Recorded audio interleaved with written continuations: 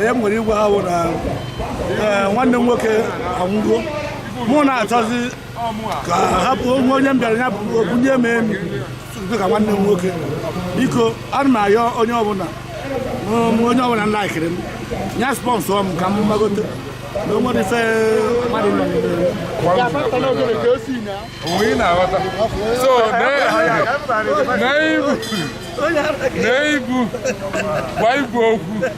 by this guy today. This is Director Pijo, the governor. Onye chairman actors Anambra State chapter.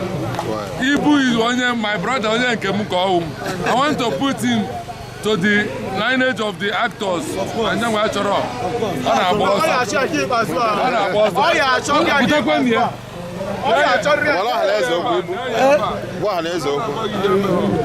no wala she ga ihe mere shi wobata na Lollywood shi wobata ya egwu na page since dey nwere egwu ha nwere igwe ha bụ na nwanne m nwoke anwụgo mụ na-achọzi ka hapụ onye m bịara ya bunye m emi dịka nwanne m nwoke biko ana m ayọ onye ọbụla nlaikiri m nya sponsọ m ka m gbagote na onwere ife mmadụ sponsọ m gbagote wedị ka nwanne m nwoke ọ ga-adị mma. Thank you.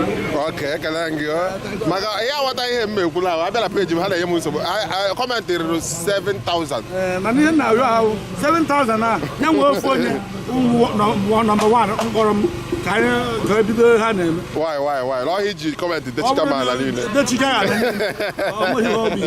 ekele gị ego bọzọ ekele gị bọzọ Prime Media na-ekele gị wee na-asị na anyị ma onye bụ gọgụ makwa onye ewu ekele gị